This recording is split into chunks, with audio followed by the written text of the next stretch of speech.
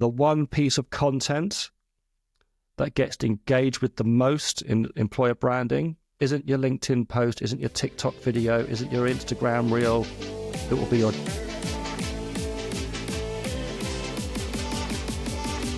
Ben, welcome to the podcast. Hey, Joe, thanks for having me. So today we're going to be talking about employer brand, which is your world, right? And we're going to be focusing on slightly earlier stage companies, so startups, scale-ups, and really look at some tactics that recruiters, boots on the ground, can start applying, maybe in the absence of that big employer brand strategy, which might not be in place for these companies, right? So before we get there, just in an ideal world, what would the strategy and the steps sequentially be for like an early stage company setting up their employer? Wow, okay. I'm conscious we don't have that much time, so I'll try not to be as verbose as I usually am. So, ideal scenario, and interestingly, I love a framework, and I found one on LinkedIn recently just about branding in general, and I can't remember the name of the guy who shared it, so apologies if you hear this and you're thinking to yourself, hang on, that's my work. It is, and I should give you every credit, but I can't remember your name, so apologies. I think it's a gentleman based in Pakistan. He's a marketer, and he has a couple of things I've added to it. So let's just look at a framework, right? Branding, employer, consumer, corporate, I think falls into three broad steps. First one is brand strategy. Then you've got brand identity, and then you've got brand activation. So in our world, brand strategy, very high level, because as I said, I'm conscious this is going to be kind of more of a quick fire format. And it depends on your definition of employer brand. So if you've heard me talk, I talk about culture, mission, vision, values, linked very much to my background and my career. So that's what the strategy, part of the employer brand strategy looks at that. That's where that's either already defined and you put it through, or if you don't have that, then you need to define that because that sits at the heart of what your employer brand is. Some say it also kind of talks about the EVP is there, the give and the get, etc. So that defines who you are. And obviously your employer brand then is to be a representation of that and to reveal those realities.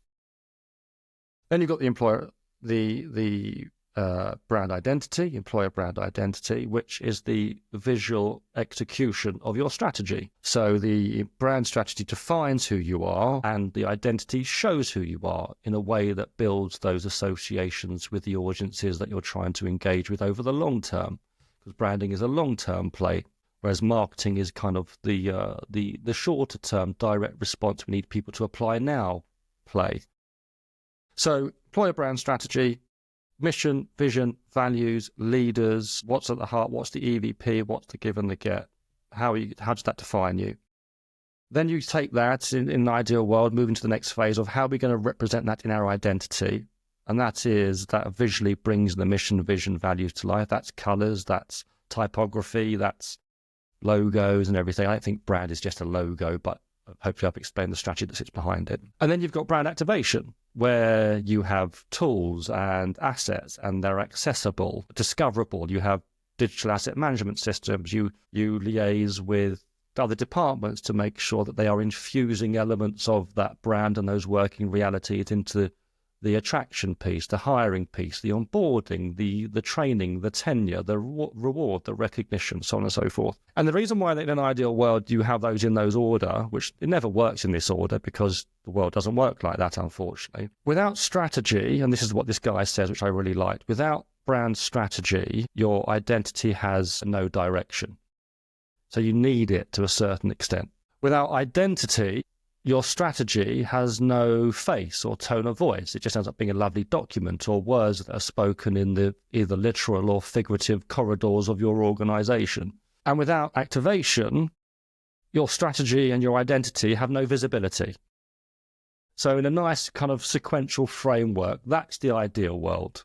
Okay, so you said we need strategy there, but let's go into a world where either it's not well defined or it's a work in progress. And I think your project at Boosky is really relevant to this question, right? So Absolutely. What can recruiters start doing if they don't have this in place? Like what is some best practice, which is kind of something which is there regardless of what the strategy is? How would you advise recruiters on that?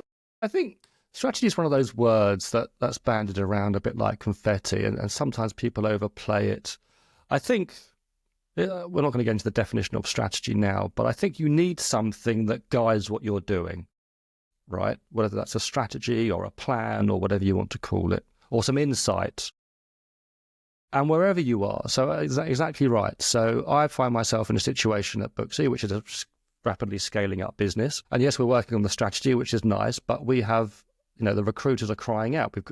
We've got hiring demand, right? And we need to fill seats as of yesterday. So what can you do? Let's take the example we've got at Boosky. So we know we are looking for field salespeople in some of the markets we are looking to grow in. And I've been in and around tech sales and technology for a while, so I've got the advantage of having a little bit of insight. And in certain markets, so let's say we're looking to grow in America, field salespeople, and these field salespeople are literally on the ground visiting small businesses in the health, beauty, wellness industry, like salon owners, barbers, hairdressers, nail technicians, etc. Obviously, I can really relate to the hairdresser audience. It's I'm their target audience there, Joe. So you go, okay, well, what are salespeople? And so what you can do tactically is you go and speak to salespeople. We need to attract these people. We need some insight. What appeals to these people? So we know that for salespeople, number one, not necessarily number one, but one of the things that high up on the list is they're coin operated.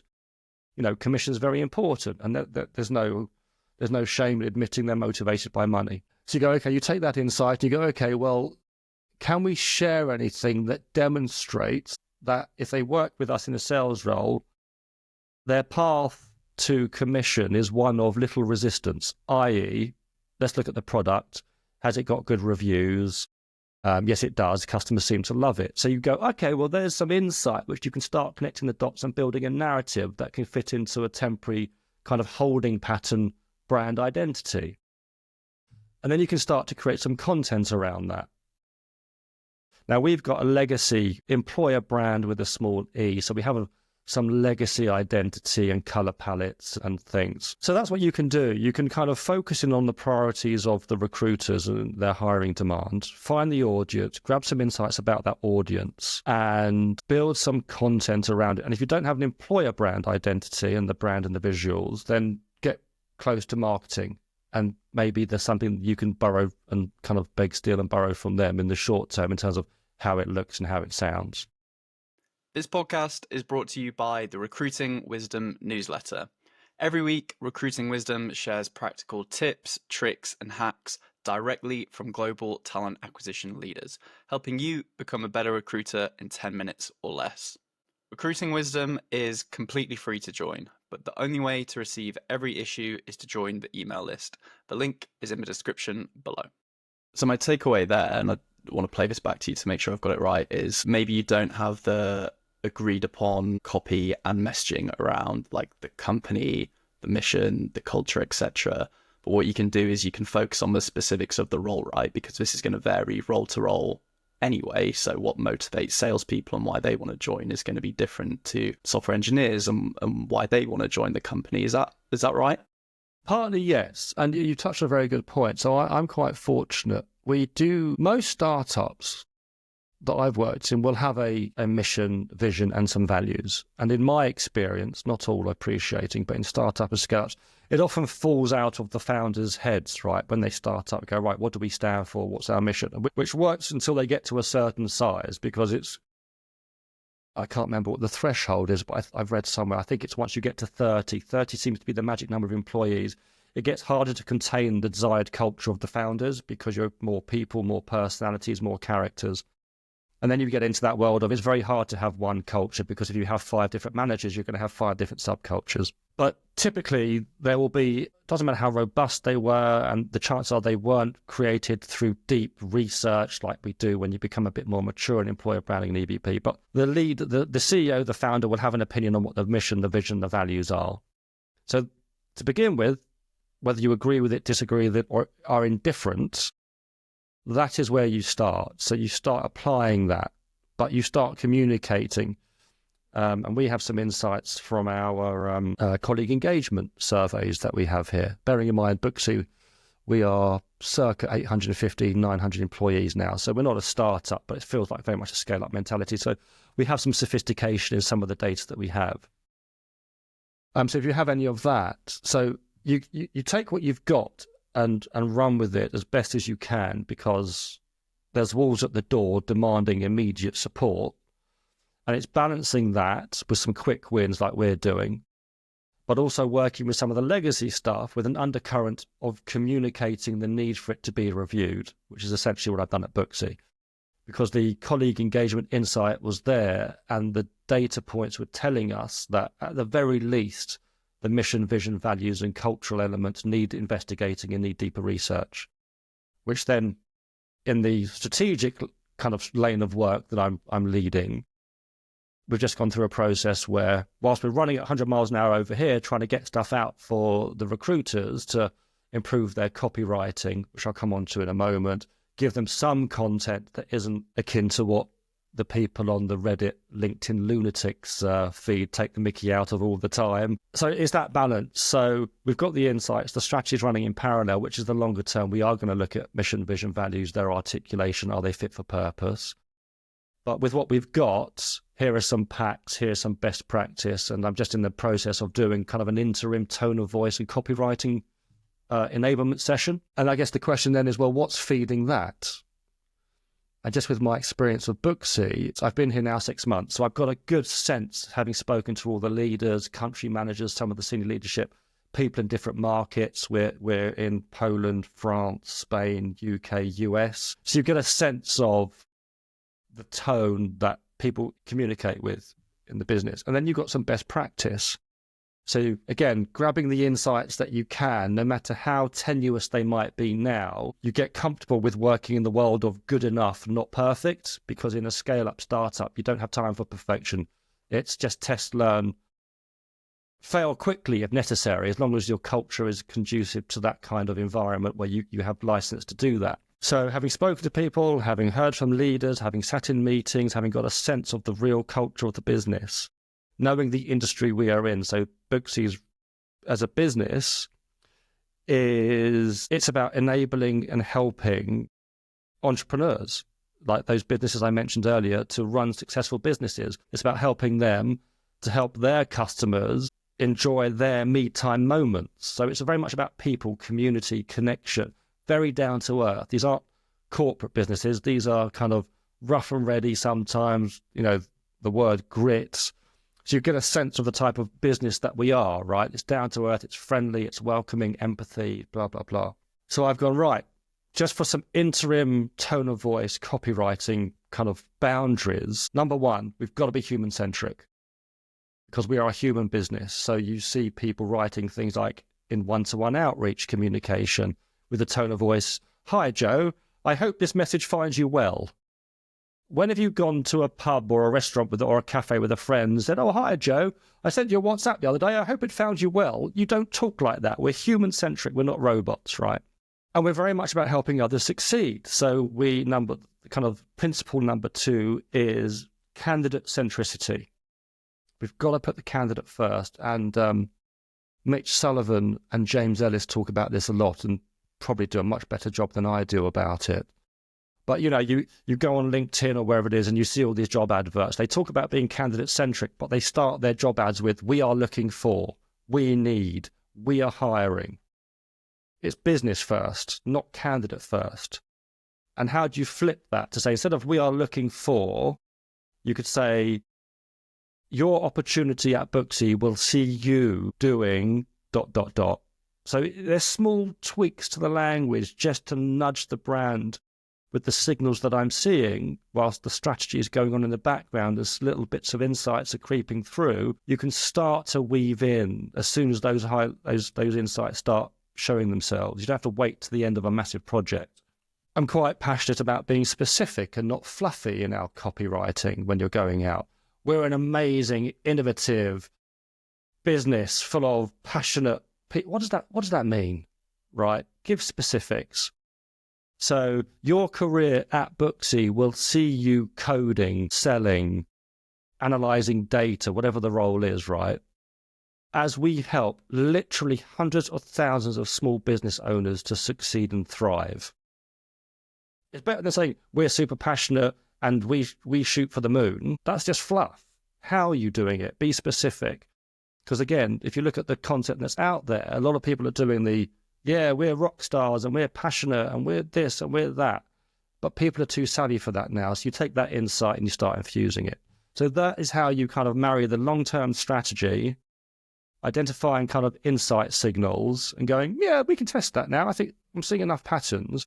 And if it doesn't work, we're not going to bring the company to its knees. I have the safety and the psychological safety to do that in the business that I'm in because the culture is like that. And that's how I'm doing the balance to do both. Nice. One thing I've seen you speak about specifically on the messaging is almost flipping the script, right? So instead of saying almost like why you would want to work here or why you should apply for this role, why you shouldn't apply for the role or why you shouldn't work here. And this is something I actually trialed in my own marketing. It was one of the most successful things we did. So is there any considerations around doing that? Yeah, the way I've been framing it at Boosky, and funny enough, I'm running some training tomorrow, it scales. Everything has balance. Everything in life has balance. And every success, every strength comes with a sacrifice. So that's like in life. I say to my son who wants to be a footballer, he's 13 years old. Most 13-year-old boys want to be footballers. I said, son, happy to back you, like whatever. Let's see how far you can take it. But if you really want to do it, then when your friends are going out, you're not going to be able to because you're going to be training. That's the sacrifice, right? It's like companies will say, we're really innovative. That's the gold, right? The gold is the shiny bit. We're really innovative because that's, people look at it, innovation with their rose-tinted ideological glasses and go, oh, that's really exciting innovation. But why are they innovative? The coal, so I talk about gold and coal. Coal is still very important. It's just a bit dirtier, right? It's still a very valuable resource, but it's just a little messier. The coal to the innovation is, well, we've got to be innovative, not in the context of Boosky, but in companies I've worked in. But the reason why we have to be innovative is because there's no resources and it's bloody chaos. And no one really knows what they're doing because we're in building mode. We're in construction mode. There's no processes. There's no guidelines. There's no rules telling us what to do. So we have to be innovative, which means we've got to fail fast, fail quickly, fail often. We fail more than we succeed. That takes resilience. That's draining. That's a lot of stress. Are you happy to live with that? Or the alternative is, we're really collaborative. So people have this, again, ideological image of people hugging each other singing Kumbaya. But what does that really mean? Does it mean collaborative, i.e. it's decision by committee? And if you're coming from an environment where you wake up in the morning and have an idea which you're executing in the afternoon, and you love that, but you're walking into an environment where you wake up in the morning, have an idea, and 3 months later you're on version 29 of a PowerPoint deck and it still hasn't moved anywhere, are you comfortable with that? And it's just that balance, right? It's not about being negative. It's about, I talk about revealing the real, revealing the realities. Because again, I think in employer branding, if you look at what our role has always been to do, it's about to attract the relevant people into your organization who not only start, but are more likely to stay, strive, and thrive, right?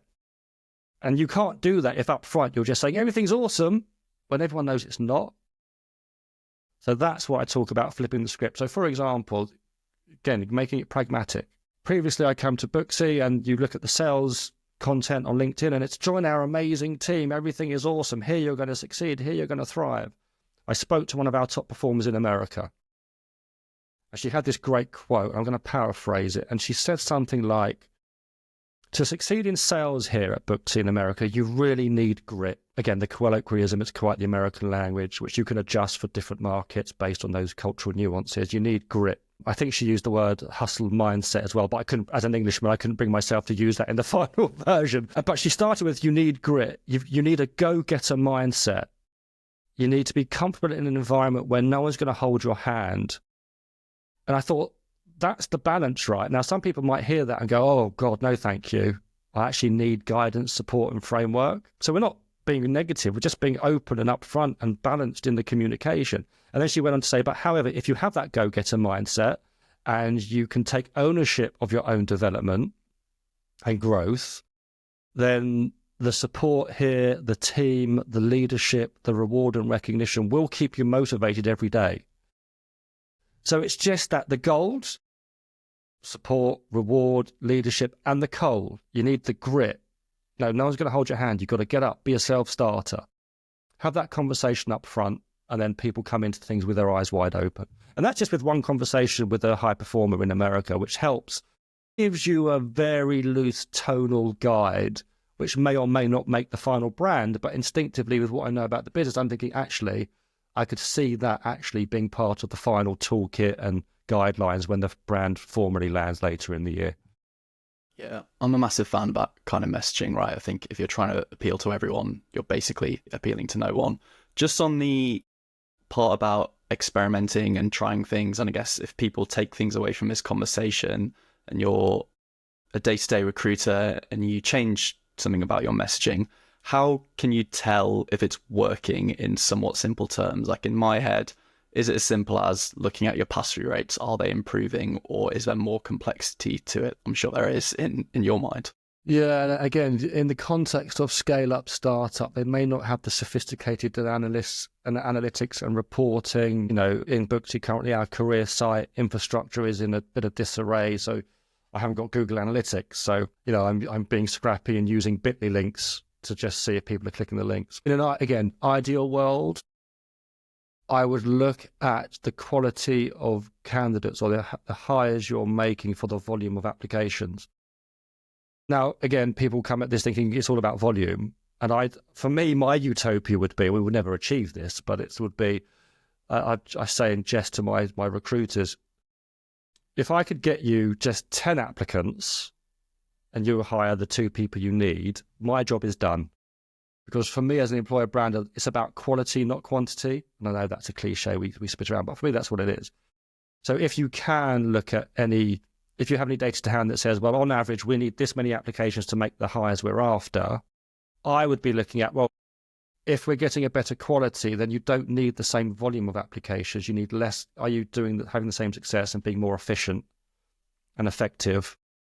And again, I also know, again, this is a bit of a pipe dream because in the world of AI, where it depends on the job, right? If it's a high consideration role, i.e. it's a senior finance tech role, then that works. If it's a low consideration role where people apply that they're buying a can of Coca-Cola, then that doesn't always work, because it doesn't matter how good your writing is. People aren't reading it. They just see the title, apply. So it's finding those numbers that are relevant to you as your business. For me, I always try and start at, are we being more efficient and effective? I talk about, the analogy I use is needles in haystacks in recruitment. We talk about finding needles in haystacks. And I joke that it's quite easy to find needles in haystacks, actually. You just need a big magnet, in this case, your employer brand, which actually attracts the right people in. You need bigger needles, so that will hopefully attract better quality candidates, the bigger needles. And you need smaller haystacks, so not shed loads of candidates, just less candidates, better quality, so you can find the people you need with less resource and less labour intensity. On a recruitment team, that in an SME, scale-up, startup, you're probably not geared up to process that large volume. So that's something I would look at to see if it's having an effect. I'll be finding the people with either the same volume, because people probably don't know you if you're a scale-up startup. So are you finding it easier to find the people with a similar volume, or even if that volume of applications drop, are you still finding the quality? Is that maintaining? Makes a ton of sense. Final question for you, Ben. If you could just give one piece of advice to recruiters who want to learn and upskill on the EB messaging marketing side of recruitment, what would that be? I'm so tempted to do a shameless plug, but then I won't be able to sleep at night. Look, there's loads of great resources out there. There's great podcasts. A great one I listened to last year, I think, was The Brand Plan with Marcus Boddy and James Ellis. The Give and Get is worth a read by Brian Adams, who's now at Happy Dance, ex-PH Creative. That's a good book to read and listen to. There's loads of podcasts. The EB space, Claire D'Souza is a part of that. So there's loads of resources. As much as you can listen, watch and learn, that's nothing if you don't actually do anything. So just get your hands dirty and get involved. And if you're going to start anywhere, I always say, with all the content and all the fluff and all the paraphernalia that comes with it, the one piece of content that gets engaged with the most in employer branding isn't your LinkedIn post, isn't your TikTok video, isn't your Instagram reel. It will be your job ad. So if you're going to start anywhere, look at optimizing those and infusing your story, your narrative within those, and making sure that they are doing the job they need to be, because we live in a world where still job ads aren't to the standard they need to be at. I'll end and do the plug for you instead, because your YouTube channel was actually really helpful for me last year. I think the videos you put out there are really, really great. So I'll link to that below and would encourage people to spend a bit of time working through those. And I do have a website, which I'm going to say and share. It's called revealthereal.co.uk. All my content and streams of consciousness are on there. Awesome. We'll link that as well. Thanks for joining, Ben. Pleasure, Joe. Thanks for having me.